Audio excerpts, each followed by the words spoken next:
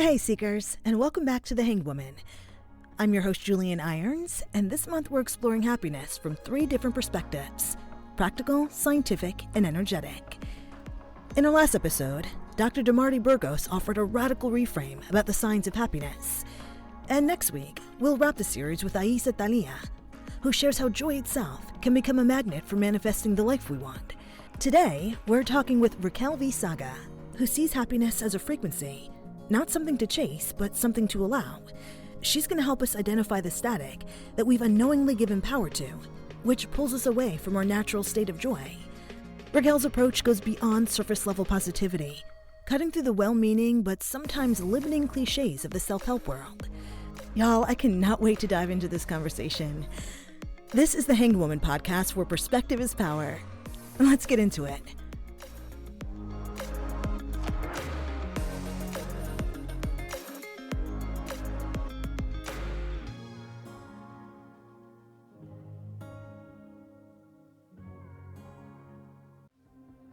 So Seekers, one of the things I've realized over the last year is that building a business can start to feel like you're constantly looking outside of yourself for the answer. Should I post this? Should I change my niche? Should I sound more like this person or that brand? At 3 of Cups Healing, the branding agency I've built with my sisters, we've realized that sometimes the biggest perspective shift is recognizing that the answers usually aren't out there. They're already within you.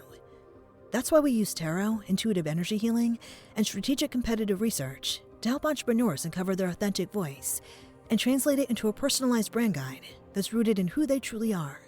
Because when your brand finally sounds like you, everything gets a little easier. Your vision, your magic. Let's make it real. Together. Visit 3ofcupshealing.com to learn more and book your free consultation. That's 3ofcupshealing.com. Okay, let's get into this week's perspective shift. Okay, so Raquel, welcome to the show. Thank you. So glad to be here. I'm so happy to have you here. So why don't we start by having you tell us a little bit about yourself and how you got into the work that you do?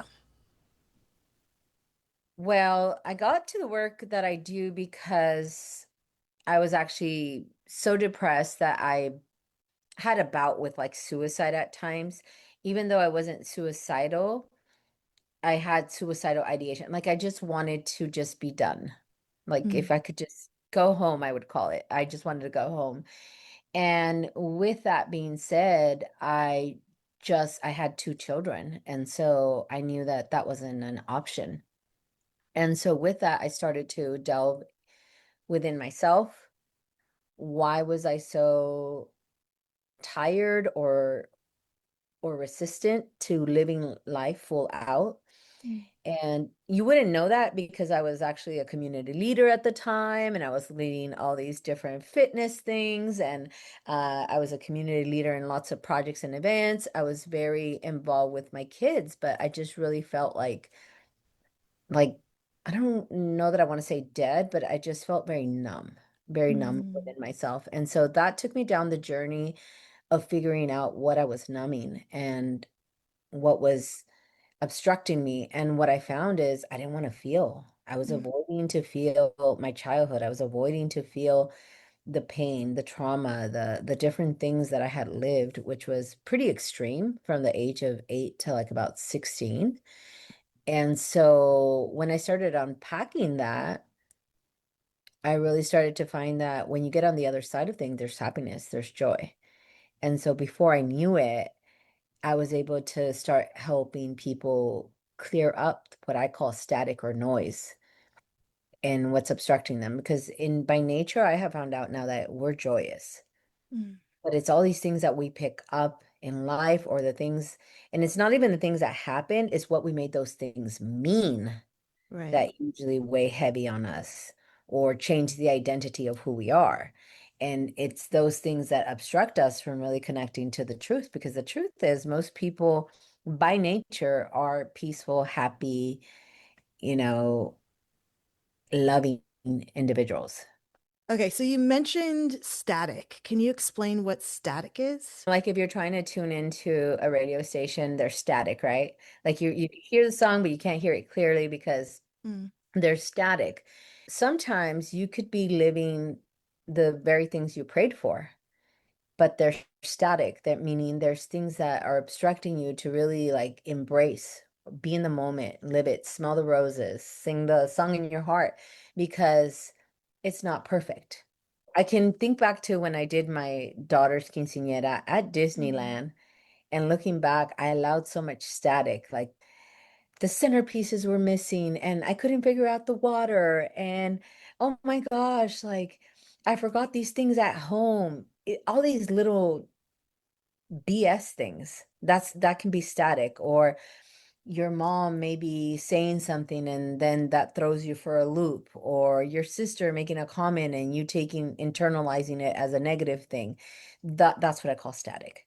Versus when I asked my daughter what was the highlight of your quinceañera, Mm. it wasn't that her whole team got to go to Knott's Berry Farm the day before while we were at the Airbnb getting stuff ready. It wasn't that it was at Disneyland. It was none of that. Her two things that she said was the highlight was when her brother came up to change her Converse tennis shoes to her heels, and he looked up at her and said, "You're so beautiful. You look so beautiful." She said she wanted to cry. And the other time she said was when I called my mother up to to the dance floor, and I recognized and I did this speech where I passed the wand from my mom to me and from me to her. And I recognize my mom as our matriarch and the reason why we're united. In spite of everything that we've been through, she's shown us what pure and unconditional love.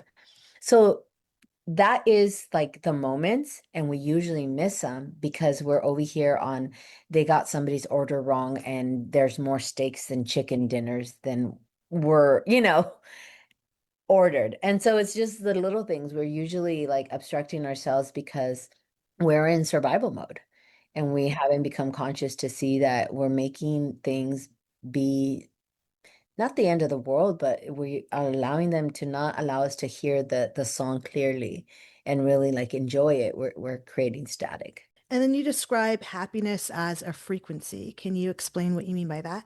Well, we know that as individuals, especially as science is evolving and we're not so close-minded, that we have an electric magnetic field from our heart.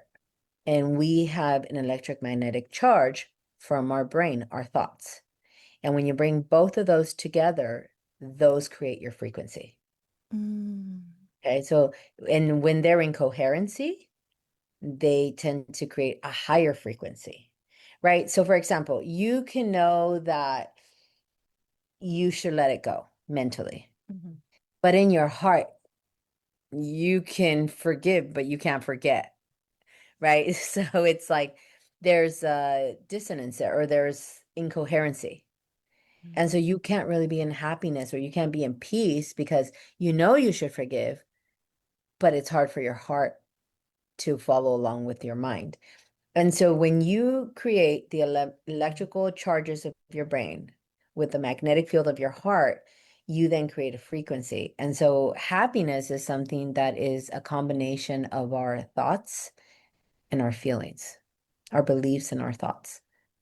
And so when you align those, that's when you get to experience bliss, happiness. You get to tap out of your human understanding of things and you get to tap more into like the divinity of things. And that's a frequency. And most of us have a hard time aligning to that frequency because again, we're in the noise, we're in the static, we're giving meaning, inaccurate meaning to things.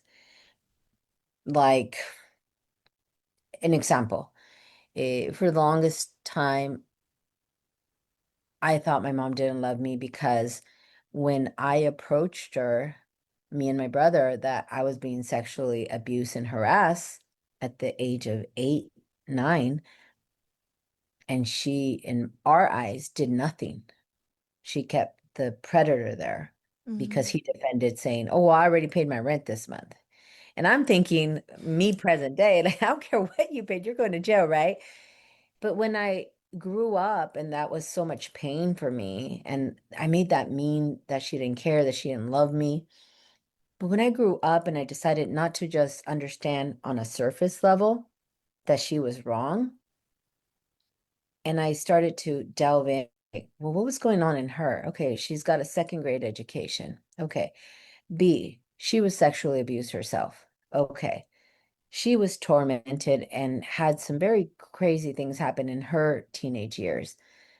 And the number one thing that she feared the most is losing her family, because at the age of 10, when she lost her mom, within 24 to 48 hours, all of her 11 siblings were given away to different homes. So she can handle some sexual abuse, but do not take her loved ones away from her. So in her head, Mm. at that age, she's thinking, oh, CPS is going to find out and they're going to take all my kids away. Because that's one of the things she told me. You can't say anything because then they'll take all your brothers away. So at that age, and it still sucks and it's unfair, nonetheless, now I can comprehend, and the undertone where she was in survival mode of like, this sucks, but I must do what I need to do to keep my family together. And this is so brief, me explaining this. There's so many moving parts. Mm. With that being said, when I remove the noise, the static of what I think I know and what I think I understand on a surface level, and I actually go deep to the human soul, I was able to start seeing just so much confusion and so much lack and ignorance, uh, lack of education, fear, being an immigrant, and you can't go to cops. Right. And you can, but that's how they feel that they can't. And Mm. I don't know, modern day, that might be questionable too. With that being said, though, there's just so much fear. And so a lot of the times our fear, our inaccurate thinking, our inconcise interpretations, all that blocks us from the truth. And so that's what I've seen, that it's very hard for us to get to the frequency of love because we're on such a surface level of being judgmental or interpreting things incorrectly. How do we go about making our thoughts and our heart be cohesive? I understand that in your situation, you went back and you thought about your mom's history and the things that she's been through, and that made you understand her perspective a bit more. But what are some other ways that we can allow our thoughts and our heart to connect? It's a journey. So sometimes, like, I see this in marriages a lot. They don't realize that they're attacking each other instead of attacking the problem. Mm. And sometimes just taking a step back and realizing, do you really think, look at what you're saying or look at the claim you're making. So basically, that would mean that your spouse doesn't care for you or love you. Do you really believe that? And then people will take a step, no, well, I know he loves me, or I know she loves me. Okay, then where is this coming from? Where's this interpretation? Where's the miscommunication? And when we try to go to the source of like, where is this person in truth? Because most often we're interpreting things from our wounds. That's the noise. Most often we're filtering Mm. from our past experience, but that isn't the present. And so we'll end up attacking our loved one, our friend, our spouse, our boss, our employee, whatever it is, because we don't even realize that we're in a loop. So just one thing is starting to become reflective. Mm. Let me take a step back. How much of this is valid and I can honor because it's feeling, Mm-hmm. but how much of this is factual in the stance that I'm proposing this is coming from. And then when you break it down like that, you start to be able to strip the inaccuracies and things. You start to see your reasoning. You might be a little bit defensive. You might be coming a little bit from past experience. You might be transferring from past experience to present. And so when you start to do that, just becoming a conscious being, because we are very responsive, very reactive, and that usually places us in constantly being somewhere in the past, and we're not even recognizing it. And so when you get clear on your thoughts, that's going to allow your feelings to change, because there's some stillness between the one breath to the next. And it's in that interim that you really can start to find answers. So meditation is a big one. Mm-hmm. I just had somebody yesterday in my yoga class was tell me, you had said that happens, but that had never happened for me. And he's been doing yoga with me for a few years. And he says, but it happened. I got some huge ahas. And it was just because I always say when you're I don't even call this meditation. I just say, put your timer on for 2 minutes and you're just going to focus on your breath, observing the inhale and enjoying the exhale. And if a thought, a feeling, a distraction, a sensation comes up, in that moment, tell your brain, thank you, not right now. Mm. And if you have to say that 20 times in the 2 minutes, don't get frustrated. With that being said, that's how you start to ungrip yourself from being so dense in your past emotions, in your survival mode. And then once we do that, we can open ourselves up more to the frequency of happiness. Yes, 100, because I go back to what I said originally. By nature, look at a baby. Mm. They're just happy, they're go lucky, they're curious, they look at you and they smile. That's our nature. Mhm. What happened in life that got a hold of us, that robbed us of that, that's what you do when you use your breath. When you go back to your breath, when you get yourself out of this constant beliefs and thoughts that are probably inaccurate from misinterpretations that we did, you go back to your nature. It's why they say take 7 deep breaths when something happens. You might not get happy, but all of a sudden you're not losing your mind, right? And that's a lot happier than losing your mind. Yeah. So the breath is such a powerful thing. Like it's so beautiful. Also, when you allow yourself to just many a times we don't understand or sit with our bodies to sense, why am I unhappy? Or what do I feel is missing? Mm. Just checking in with yourself. We're not used to doing that. And again, when you do that, you're going to find that half the things that are causing you stress or keeping you from your happiness are only as serious as the meaning that you're giving it. Mm. You have the power. Like, I really want people to understand, you have the power and how much you're going to make something mean. You get a flat tire and it could be the end of your day and this is horrible and it can ruin your whole day. Or you could be like, okay, I'm going to call AA or I'm going to get support. Who has AA or how can I get this taken care of? And then while you're waiting for AA, I'm going to get to my emails.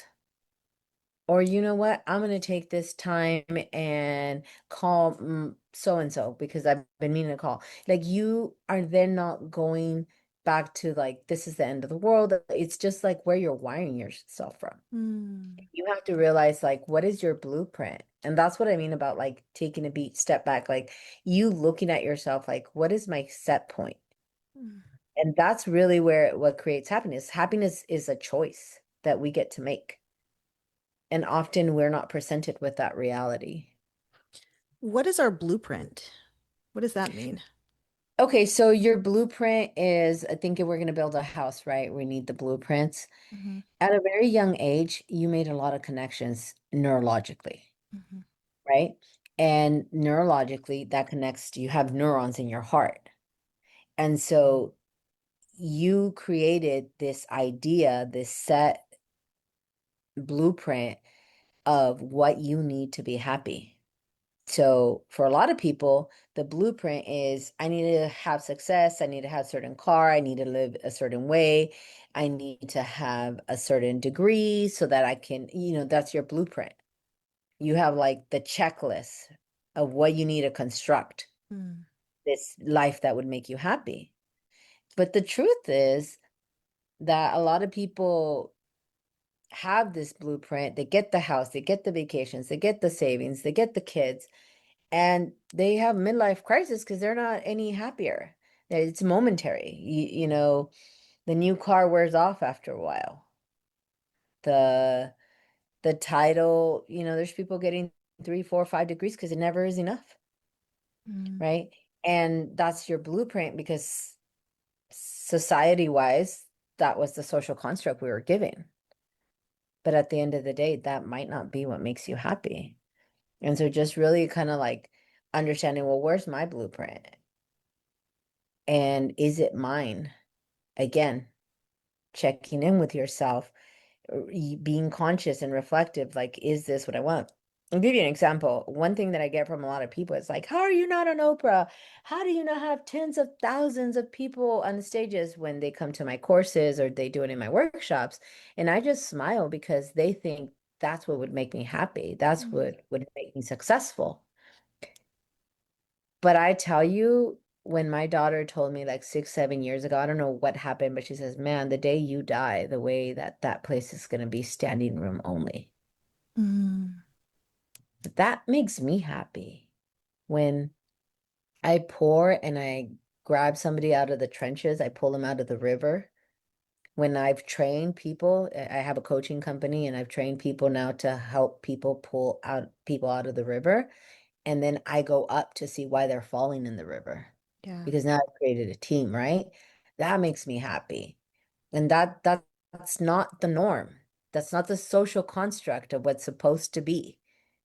Because people think I would be happy if I'm driving a certain car and living in a certain place, Mm. and I smile because I have a client that we just locked in a multi-million-dollar contract with a huge, it's just huge. I have another client that just got married, and I know I was a part of helping him work through some stuff in his heart. And he's one of the most successful, he's a very successful person in Hollywood, let's say, for example, right? You see, I see all these people have all these things, and still here I'm the one behind the scenes coaching us. Because at the end of the day, it's not the things, it's not the stuff, it's not the degrees. And I'm not saying that you shouldn't go after that stuff. That stuff is great. But when you're trying to go because that's the blueprint that you think that's going to make you happy, it's not going to make you happy. It's when you're happy, you have the energy and the ability to create whatever you want. You could Yeah. create a life you love.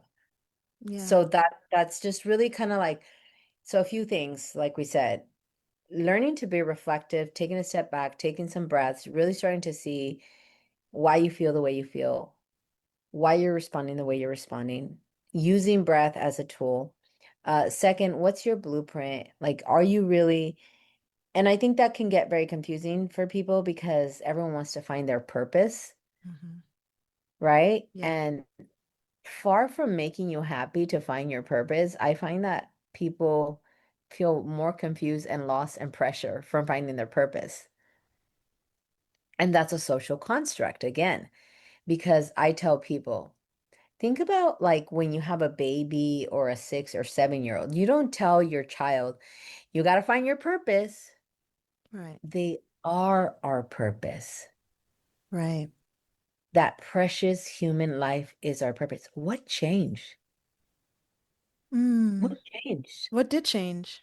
Yeah, why did it all of a Yeah. sudden when I'm in my 20s, I got to find my purpose? Mm. What changed from when I was the purpose? Does that come from a scarcity mindset? Because when I think about what change, it's like, okay, I'm 20 now. I have to go to school so I can learn how to live on my own and make my own money and not, be homeless, be able to learn how to feed myself.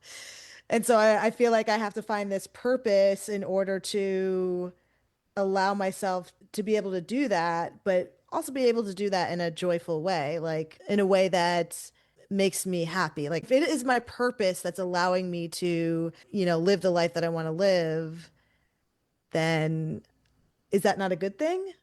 That's a very good thing, but often we lose the purpose because we get into a mental construct. And so we rob ourselves coming from the heart. And so I'll give you an example. A little bit over a year and a half ago, I went from being a solo coach that I had done for 9 years up to that point, really almost 20, because my yoga is what created the foundation. I guess I was coaching way before. I finally made it official in 2015. And so in 2024, I incorporated. And at that time, I had poured myself into a few other people and trained them to do what I do. And all of a sudden, okay, we want to reach the masses, right? Because we see what we do in people's life. You go look at my reviews, you talk to people who work with me, it's like, whoa, like life changes, life trajectory change. It's just like, it's just miracles, right? And all of a sudden, I'm like, well, that's what I want for anyone and everyone I can reach, right? But I incorporated, so okay, well, we got to do these funnels and we got to hire this company. And we've hired like 3 different companies. We hired an interim CEO, like lead us. We just really want to get this to the matches. Guess what slowly became the thing? The numbers, the algorithm, social media. And it's like a few months ago, I told basically, I consider her my partner. I was like, this is BS. Like, no. Like the thing that has always made us spread like wildfire is the word of mouth. Because when you see a good movie or you taste something good, you want your loved one to taste it, right? And I go, we need to go back to that. I don't care about funnels. I don't want to hear the word funnels ever again or automation or whatever that is, you know? I want to talk about coherency and peace and happiness and rewiring and neurogenesis and neuroplasticity and letting you actually feel it and live it and be it, right? And so I am power, love, and light. I've always said that. I don't need a purpose. I am the purpose. And when I am present to that truth, guess what happens? I become infectious and contagious to anyone that I cross. And then I don't have to have a purpose. Me just being me is the purpose. So, yes, get your education. Yes, let's not be homeless. Let's not forget what vein we're coming from, though. Like, let's keep that clear. Yeah. And the rest is history. It writes Mm. itself. One thing I really love about the work that you do is you have a beautiful intersection where science meets spirit. I've heard you talk about neurolinguistic reprogramming. I've heard you talk about, in a previous conversation, you talked about brain spotting, and then you also talk about spirit. So, how do those two things work together in order for us to live our most authentic, happy, joyful lives? I love physics. Physics is science. And the thing about physics is that if it's true, it will be true across the board in any endeavor or situation. That's the thing about physics. Well, what is science? Is that something gets tested over and over and over again to get the same hypothesis or get the same result, and then that's like validated, right? And then what is spirit? It's the I am. It is. It may not make sense, it may not make reason, Mm, it just is, right? That's science. It's just trying to prove the what is. mm, They're one. In one is you just have like an idea that they're separate. But at the end of the day, especially in these last years, you're seeing a lot of medicine, a lot of tech, a lot of science delve into the archaic Eastern spiritual methodologies to start to put things together. And so for me, I've always seen them as one. I see what people call universe, natural laws, God, as the greatest science that there ever was. We just haven't uncovered and understood it fully. And a lot of the times is because we're trying to understand it from a very finite binaural, meaning black or white understanding, instead of multidimensional, which is the heart, which is spirit. And sometimes, the saying, the heart wants what it wants. right? And you can understand. You're like, but this is like, let's say a guy, this is my type. What was I thinking here, right? The heart wanted what it wanted, Mm. right? It was essence, it was energy, it was spirit. Their spirit called you, and it broke all your laws of what you thought, was your standards or Yeah. your type or what have you. And so for me, they're not separated. I think they're only separated because man made it be so.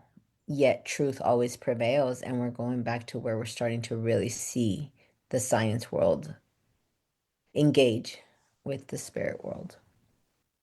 And how do we use these two modalities together to find more joy and to find more happiness in our lives? Let's stop the destination, the becoming, the achieving, the healing, and just really being present, allowing life to become Mm. technicolor. Like if I'm going to be here, I'm here with you. I'm here with you 100%. And so again, going back to dropping into your breath, taking a step back, releasing all these mental social constructs, actually just connecting to you are the purpose. You are enough, you are whole, you are complete. And in that, Mm. in your breath and stopping all the noise, all the static, all the social constructs, you're just life force. Like you're literally just life force. And with that life force, now you could go do all the things you want to do. But now you're not doing those things to make you happy. You're doing those things because you're tinkering, you're discovering, you're playing, you're creating, seeing what all, oh, messed up, totally won't do that one that way. But you're not making it mean that you're a failure, that you erred, that you effed it up, that no, oops, my bad, you know? And then, okay, let me try it this way. I can think about my company and how much I failed over and over and over again. It's never swayed me or discouraged me because I'm so committed to the purpose of what we're here to do, what I am. So that never could be a failure. Think of Edison, right? 10,000 tries to get the light bulb. Imagine he would have been, he obviously was passionate, Mm. determined, perseverant. He had the capacity, the potential, the possibility. He had a vision and he was living that out. Like, what would it look like if Mm. we stop making things to be happy and we just really like allowed it to be the song in our soul that we're looking to find the beat for? Happy doesn't always look like it's bliss with a margarita on the beach. And so I think sometimes redefining really what is happiness. If we're redefining what happiness is, that means that happiness can shift throughout our lifetime, or the feeling of happiness can shift throughout our lifetime. I love that. I love what you just said, that it can shift throughout our lifetime. That is just infinite wisdom right there. Yes. Because I know that the things I wanted for my kids to make them happy when they were younger are not the same today. So there has to be a shift. The things that, I just shared with you right before we got on the podcast, how I'm really going into my fitness and health journey because from the age of 12, I joined my first gym and I did like two a days almost soon after. When I moved states, I would be at a gym within 24 to 48 hours. That made me happy. But I can say from like 2015 to 2025, the gym didn't make me happy. Mm. Meditating, praying, sitting with myself, discovering, uncovering, unpacking, releasing, facing myself, removing the noise and the static, that made me happy. Mm. And then now, mid 2025, guess what's making me super happy? Fitness again. It's it shifts, right? It's this ebb and web. And so Yeah. I think really redefining happiness to you, Mm, that's a big one. mm. Because the social construct is that happiness is having money. Yeah. And hey, like I love money. That's a great thing to have because it allows me to do lots of things and allows me to love on people I love. But at the end of the day, if I could have all those things just because they're gifted or favored, I don't care about money then. So it's just like really understanding the undertone of things. We're living too much in a shallow surface understanding of life. Mm. And so really starting to, which I love your podcast and what you're doing, which is that's what I would say. You don't need to find your purpose. You are purpose because that's what you're doing in this podcast. You're going for depth. Yeah. Yeah, right? Yeah. You're a resource to answers.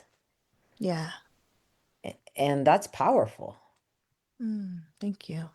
Yeah, that's I mean, I think if you think about it, doesn't that make you happy? Yeah, it does. And I get to do it with my sister, so that's even more happy. I get that. One of my coaches in my company is my sister, and I totally understand what you mean. Ugh, I'm obsessed with them. Okay, Seekers, I think this is a really great place to take a break. We'll be right back with the episode. Grief doesn't move in a straight line, and it doesn't come with a clear path forward either. Seekers, if you've experienced loss, whether it's a loved one, a pet, miscarriage, or another life transition, Healing After Loss was created to support you through it in a real and grounded way. Led by trauma-informed intuitive energy healer Julienne Irons, this self-paced course gives you space to process your emotions, understand what you're moving through, and find your own path forward with tools, reflection, and optional life support along the way. And because you're listening to The Hanged Woman, you can receive 10% off with code TheHangedWoman. Remember joy again and learn more at threeofcupshealing.com/HAL course. That's threeofcupshealing.com/HAL course. And the code for 10% off is The Hanged Woman.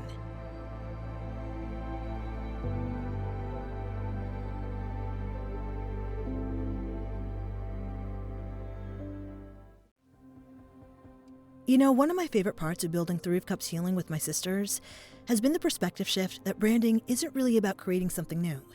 It's about uncovering what's already there. That's why we combine intuitive tarot, energy healing, and strategic competitive research. Because we don't just help you build a brand, we help you discover what makes it uniquely yours. My sisters and I have watched clients stop trying to fit into someone else's idea of success and start building businesses that actually sound and feel like them. And y'all, that's where the real magic is. Your vision, your magic. Let's make it real. Together. Visit threeofcupshealing.com to book your free consultation. All right, y'all, let's get back to the perspective shift. All of this is making me realize how much the static of everything truly impacts our joy and truly impacts our happiness. So, what are some common sources of static that we might not even realize we've empowered? Giving away your identity. So having to have a new backpack every year for school because you gotta look fresh. Like, do you really need that? Because then that sometimes becomes pressure. Mm, And I'm not saying again, it's mm, you have to sit with yourself, like what is it for you? Like just really starting to see, well, why am I doing this?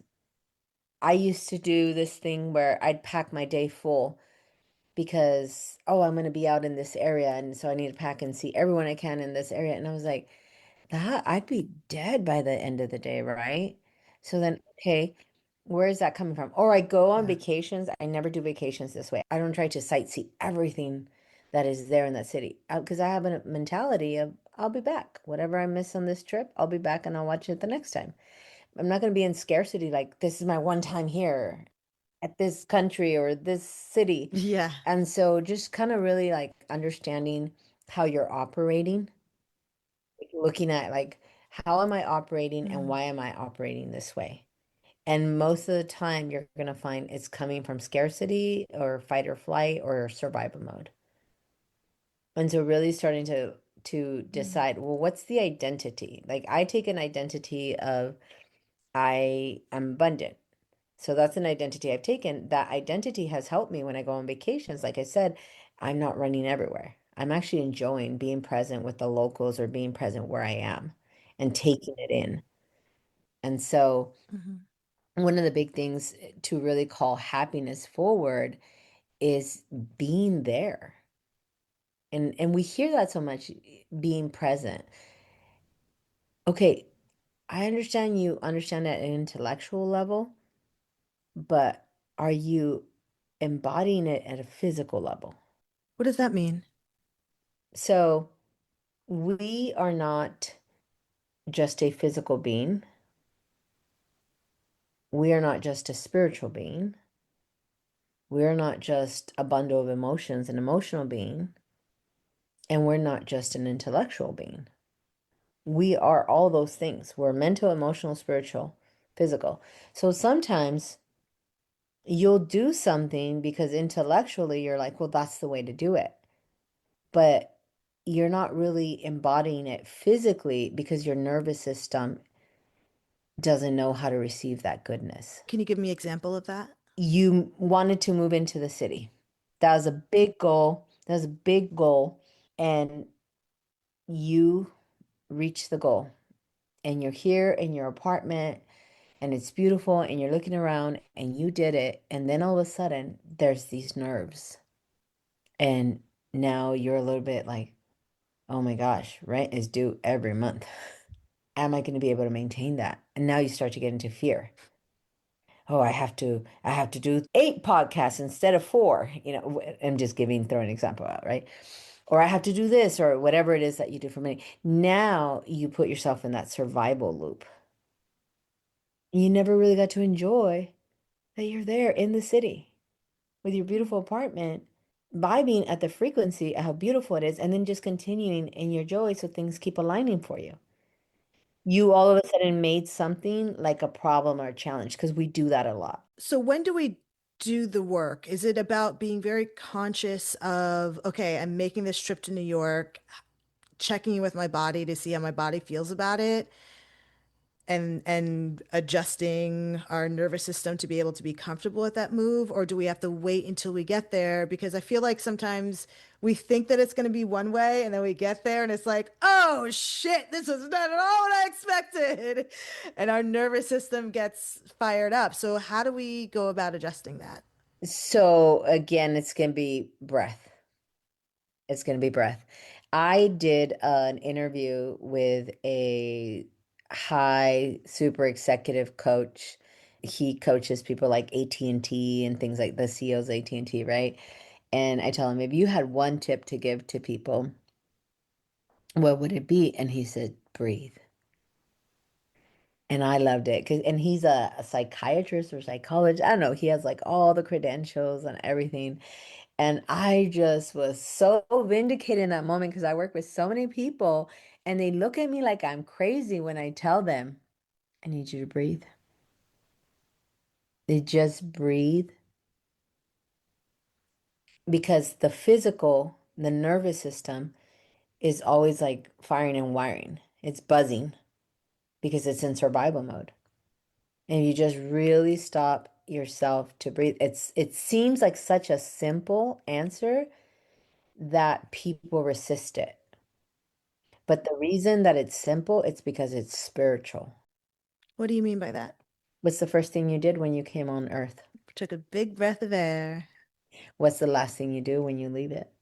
Take a last breath of air. Ah, goosebumps. Yeah, And isn't life about the moments that take your breath away? Because they yeah. capture you? It's in the breath. Mm, It's life force. mm. What do you do when you're overwhelmed? You take such a breath that you sigh because that resets your body. So, in taking that breath, so you're in the chaos of New York City, or wherever you are, and you take that breath and you begin to breathe. And then, what is the next step for us to do? Where do I want to go? Because now that you've Okay. cleared your mind, you can Mm. decide, okay, where are I go? Okay, great. How do I get there? And if you keep breathing and you keep your clear minded, all the answers are within you and you will get there. Mm. And it will align, and it'll end up being the miracle. And all of a sudden, you thought you were going to miss your show, but it ended up better and you get an upgrade. All these things happen. Now, I have so many stories when it comes to that, like literally miraculous stories I have. And I'm always happy that most of the time there's people around me to witness the miracles. And I always tell people it's in the breath, it's connecting to life, it's being in your life force that really will make us happy. And like I said, it's such a simple answer that we reject it because we are in our head.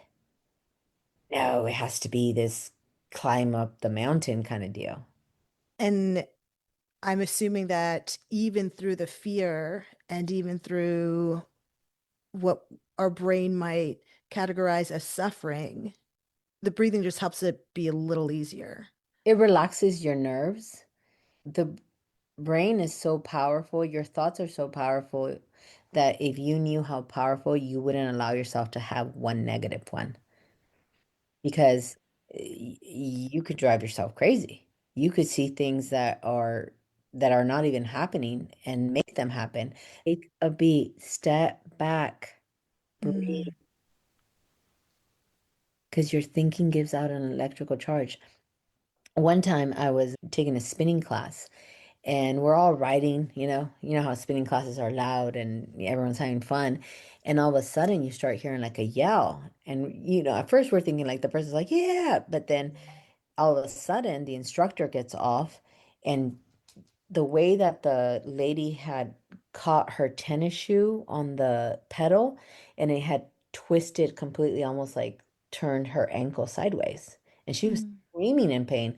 And everyone's call 911 and because they don't want to touch it and all this thing is going on. And so I make waves and I said, let me just talk to her. And I look at her, I go, breathe with me. And she's like, boiling, she's crying. I go, just breathe. I need you to take some deep breaths with me. I got her within a minute to calm down her breath. And all of a sudden she was relaxed. And I was removed the pain because she got into some fear mode that was probably linked to something in her past, by the way, that just Yeah. it all. And then the fire department got there and they started, undoing it. Um, I was doing a yoga works in Santa Monica training and somebody got an epileptic seizure. And same thing, I just held him and I started to breathe because I knew that I couldn't get anxious because the whole room was anxious. It was a yoga training. And I was just like, I'm going to calm him by connecting my breath to his. And I breathe kind of fast to breathe with him. And once I got on his breathing, I gently started to breathe differently and it pulled out. And it was just amazing. People are like, how did you do that? And so it's very powerful. And so I just really tell people like breathing, meditating, yoga are huge. Stretching your body because your body, the book, The Body Keeps the Score, right? Like Mm. you have all of everything lived in there. So it's very hard for you to live in the present when your cells are expressing the data of everything you've ever lived that you fear. So it's very hard to be happy when you're doing that. But if you really started to be present and you started to pull yourself out of everything that you've lived that maybe didn't service you, how much more happier could you be? Like if you're just here right now. Yeah. And so a lot of the times is just being present, being in your breath, choosing that your purpose and what is that purpose? What is that song in your soul that you want to sing? Maybe it's to, love on your children. Maybe it's to create something. I don't know, but it should come from your heart. I understand the what, and I understand a part of the how is in the breath. We did talk about earlier how fear blocks our happiness. Can we talk a little bit more about how to release that fear. I understand the breath is very important in releasing the fear, but there are other tools that we can use, whether they're energetic tools or heart mind tools that can help us release the fear that we have, whether they're based on something in the past, whether they're based on something in the future, that will keep us present and keep us in our joy. Compression, sometimes just like squeezing your arms, put your alarm for 2 minutes and just like start at your hand, like use your right hand and compress your left hand, compress your wrists, breathe while you're doing that, compress the forearm, press the bicep, compress your rotator cuff, and then switch to the other side, all while you're deeply breathing, right? And because what that's doing when you're doing that compression, at first your brain is saying, "Hey, is this safe? Are we okay? Is she squeezing us too hard?" It's like, "Oh no, everything's okay." That's also like when they do tapping. Like EFT. Yes. And so then the brain is like, "Oh no, no, it's okay." And so then all of a sudden it collapses. And so a lot of like the nervousness or anxiousness starts to leave you. Journaling is a huge one. Uh, you'd be surprised. I tell people just get 3 pages and just decide that you're going to write. And if you don't know what to write, just write. I'm sitting here not knowing what to write. I think this is dumb. And oh, I never realized how the sun comes in and then makes a shadow with the ball. And then all of a sudden, before they know it, they're actually going to start putting out their feelings. So journaling, not necessarily journaling on a subject, but just unpacking, what they're carrying. Sometimes we're packing on too much. We're carrying too much. A big one is if you like to dancing, just shaking, shimmying. I think I've seen some memes like a shimmy a day keeps the doctor away or something like that. Just shimmying because shaking really does. Think about like what you right now, you just laughed and your body shook, right? Yeah. Yeah, so shaking, sifting, moving your hips, just Mm. like, and that's why yoga is so awesome because there's so many hip openers and they're finding that the gentleman that I was teaching yoga yesterday, I did a psoas release that's in the hip area. And he said he got a lot of aha. And in science, the psoas muscle is your soul muscle, and that's where everything is kept. Got a lot of junk in the Mm. trunk. So hip shakes, hip stretches are really good. Watching movies, comedic movies, just to like laugh, being still, like even if it's just 5 minutes a day, like there is nothing I love more than to sit here where I am, as you can see me, and I love that I have a window and I will just, this morning, the sun was coming in, I was just staring. Just being still, learning how to be still, because a lot of the times, and people will say, "Oh, I can't do that. I can't be still. Oh, my head is like," but that's cortisol, and that's driving you crazy in a sense, and you don't even realize it. So why not Mm. practice it? Put your timer on for 2 minutes and just say, "I'm going to be still," Yeah. and breathe. It feels so simple that it feels like it's not powerful enough to work, but I feel like that is the condition that's been placed on us in this society to say that we have to do something. It has to feel like it's work in order for it to actually have a purpose or for it to actually do something of value. And what you're saying is like it's actually so simple. It's be still, it's breathe, it's watch a funny movie, it's look out your window. And those things will help you release the fear and release those negative emotions that are blocking your happiness and blocking your joy. Yes, everything you just mentioned, everything you just said, there's a frequency to it, right? Yeah. If you really Mm. understand that we've been wired to grind and to rush and scarcity and survival, and you unplug yourself from that, instant happiness. The world is crazy right now. Like there's so many crazy things happening that are very scary, that cause a lot of anger, that cause a lot of people to be like pitted towards each other.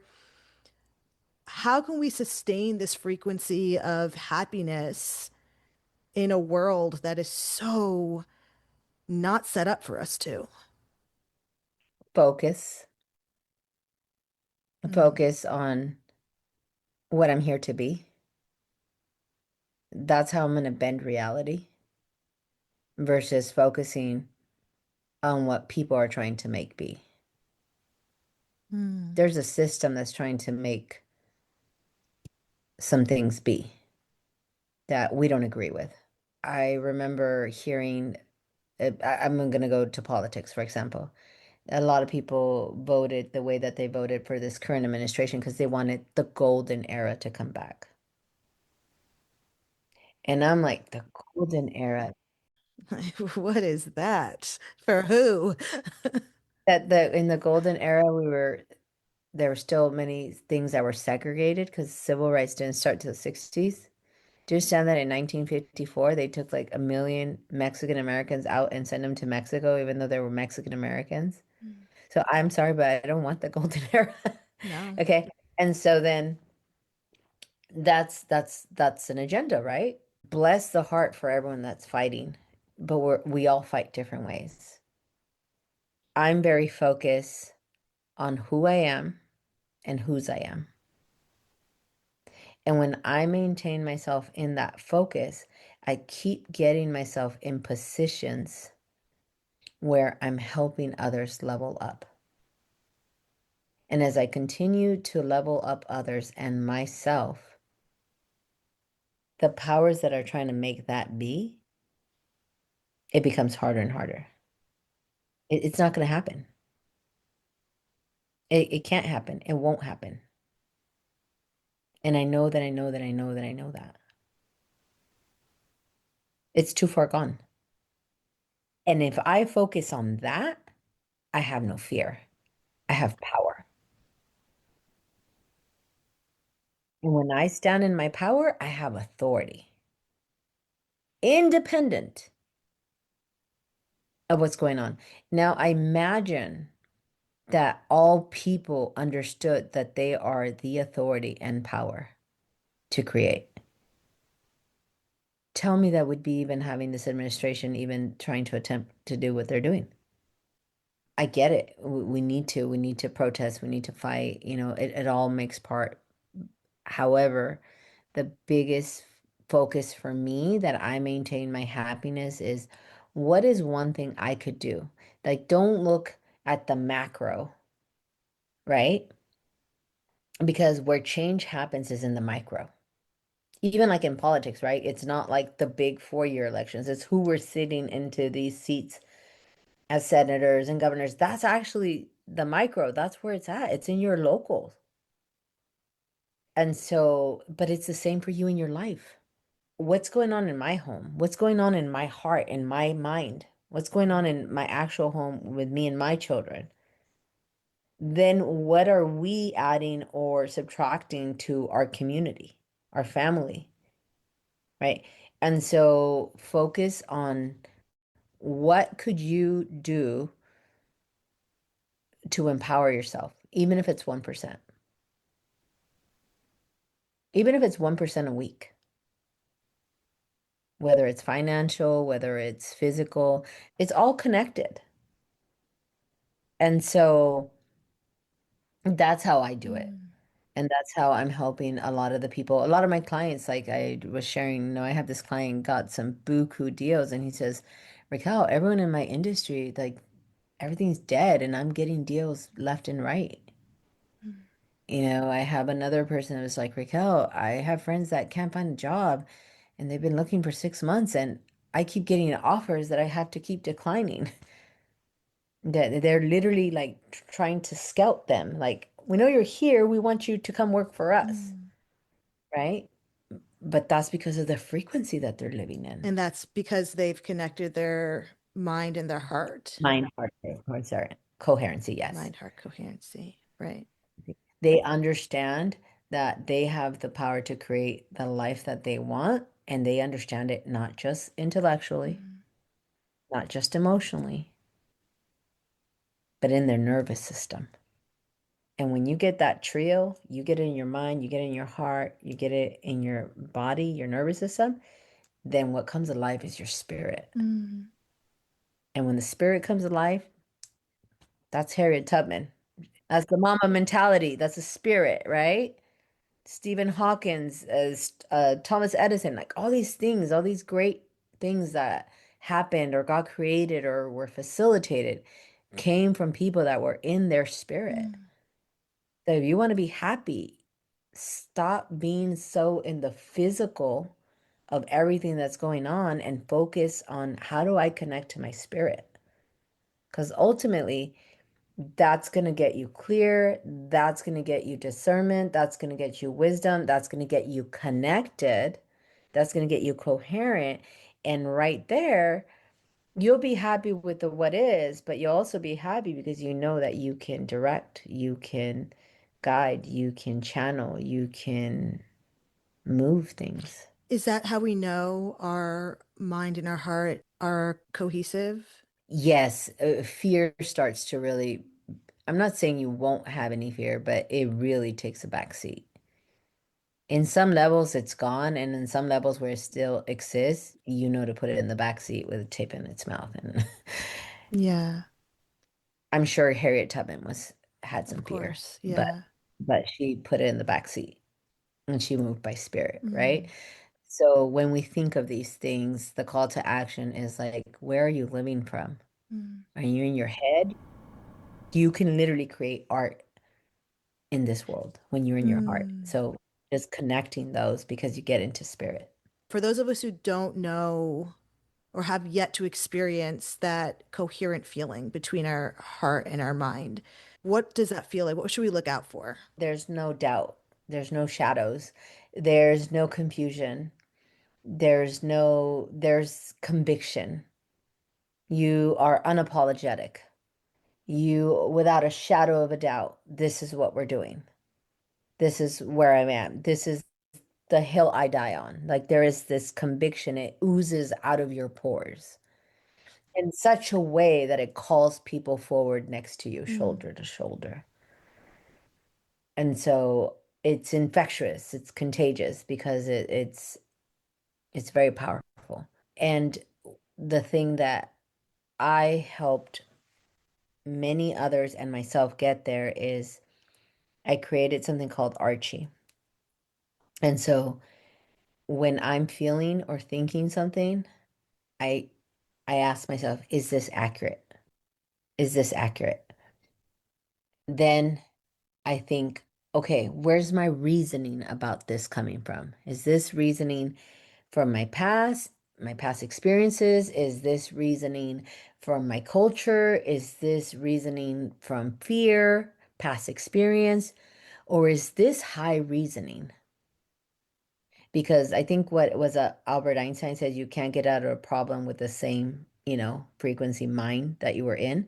So I want to check out where's this reasoning, and then what would my higher self reason, or what would a sage say about that or this? So I really look at where's my reasoning coming from. And anytime it's coming from that I can pinpoint it's coming from a past experience, oh, I already know I need to stop and I need to break this down and maybe reach out to somebody that is where I want to be. I'm struggling with this. What do you think? And now I can hear different reasoning because they're in a different place in life, right? And you don't need like Bill Gates. You just need somebody that's 1 to 2 little ranks above where you are, because that would be so much help. Then I get concise. Like, okay, let me get really concise with this. The H is holy. Am I coming towards this from a place that's whole and complete for all parties? You'll never be happy when it's about you. There's something you're gonna leave like not right if we try to win lose, right? So holy is like, am I complete with this for all parties? I is infinite intelligence. That's going to your higher source, your higher power, God, infinite intelligence. Like what I understood happened in my childhood, I could understand it from a from the superficial, just from my pain and what I was owed as a child to be taken care of and protected. But when I went to infinite intelligence, I comprehended all the different moving parts and the different layers. And in that infinite intelligence, not only did I release so much of my pain and my misinterpretation, I've really been able to embrace this beautiful love with my mom and see the love that she is, right? And so I don't have to be wounded with my mom. That's infinite intelligence. Like you're able to see it from such a much deeper comprehension, not just superficial cognitive ability. And then Mm. E is the embodiment of it all. Because none of this matters if it's just thoughts. What really makes it matter is when you embody it, live it, be it, walk it. And so that's the E, that's an embodiment. What do they say? Change the way you think and change your life. That Archie is all about like how you're thinking, how you're perceiving. There's another great philosopher. He says, to be is to be perceived. So nothing is until it's perceived. So you can't be happy until you perceive for something to make you happy. Like a certain home, a keys to the house of your dreams might make you happy. And I'm like, I'm a nomad. I don't really want house keys. But can you give me like limitless air flights? That would make me excited. So do you see? Like, why does one make you happy but Yeah. not me? And why does something make me happy and not you? So really breaking down the, like I said, the definition of happiness for you. Because a lot of the times we're chasing things that are just going to leave us with a little bit of a void when we get there. And then the other part is you're thinking, you want to be happy? That's going to be a choice. Okay, what do you mean by that? Okay, it's how you're thinking. It's the meaning that you're giving things.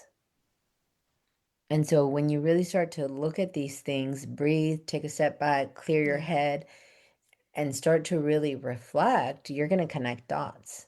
And you connecting those dots will empower you, will free you, will liberate you, will uplift you, will prevent you from doing same mistakes.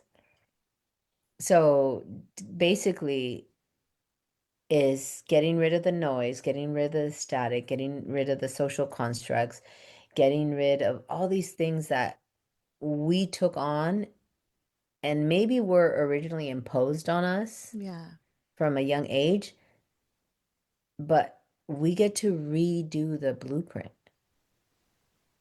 And then that's when you really get to consciously unplug from everything that you've been told, and then you get to create what you love, and you have the ability, and you have the resources. You are life force itself. The very same concepts that make up universe's world lives within us. That's like, just think about that. Can you just talk about that a little bit? Because I feel like that is so perspective shifting and empowering. We are humans in our most basic form. Fight or flight. I need food, I need roof, I need shelter. There's this documentary I highly recommend everyone. It's called I Am. And there's tons of research where they do that. Let's say you're out freezing in the cold and somebody brings you in and they get you a blanket and some warm soup. All of a sudden you're happy, right? But then they say as you elevate and you make the blanket luxurious and you make this, it doesn't necessarily make you more happy. Right? So it's kind of giving the thing, if you take care of the basics in the human, you're happy. All these ideas of all these extras that you want have been kind of imposed on you. But at the end of the day, when you're in your deathbed, you're not going to be asking for the keys to a Ferrari. You're going to want your loved one there. And often we miss that. So that's what it is to be human, right? And if we're able to get out of that construct, then we can become superhuman. And in superhuman, you have things that you admire, inspire, or aspire, like Name whoever you want, Michael Jordan, Kobe Bryant, Oprah, whatever it is, right? They're superhuman. They've done things where they're leaving a legacy or have left a legacy. And we consider them superhumans because they accomplish what most people won't. Let's say top 3, 5%, right? So they're superhumans. And then there's my favorite, divinity, the very same essence that creates galaxies and worlds and universes lives in us. I love Maya Angelou when she said, "You will never know your legacy, your true legacy." Because she says, it's that smile you put on that person when you were sitting next to them in the bus. That's your legacy. It's that person that remembers you, though they only met you once, because you lifted them up. Let go of the scripts, let go of the blueprints, let go of the noise, let go of the static, go into your breath, and there you have life force. So before we wrap up, are there any final thoughts that you want to share that you feel like you want to express that you haven't expressed as of yet? I just want to leave people that peace, love, happiness is not something to have. It's not something to get. It's not even something to give. It is actually what you are. You are love. You are peace. You are happiness. You are joy. It's beautiful. One thing I'm asking every guest is, what is happiness to you? What does happiness mean to you outside of being a coach, outside of it being a teaching lesson? But for you personally, Raquel, what is happiness to you? Living life by design on my terms, being able to exist. I have the right to exist. That's simple. I have the right to exist. I don't have to conform. I don't have to live by any rules. I just have a right to exist. And in that right, I choose to help people out of their pain to see that they're mad power. That's happiness to me. When I see my joy duplicated in others, that they too become free and liberated, that's happiness. How can I be happy if you're not? So that's happiness to me, is spreading happiness. I love that. That's beautiful. This has been an absolute pleasure. Where can people find you if you'd like to be found? B like victorious, because we help people get victorious, dash, just like the little hyphen, and then saga, saga.com. b-saga.com. And that's actually one thing I wanted to ask you about your name. Do you mind explaining what the name of your company means? So the V is for victorious. The dash is, what are you going to do with that dash you have here on life? You know how like 1976 dash, right? And then saga means iconic, epic, legendary stories. So you have so many stories, but you have the power to turn them into a victorious saga. So it's a play off of my last name, V dash saga, because my last name's Veisaga with a EI. So yeah. Beautiful. I love this. This has been an absolute pleasure. Do you feel complete? Whole and complete. Amazing.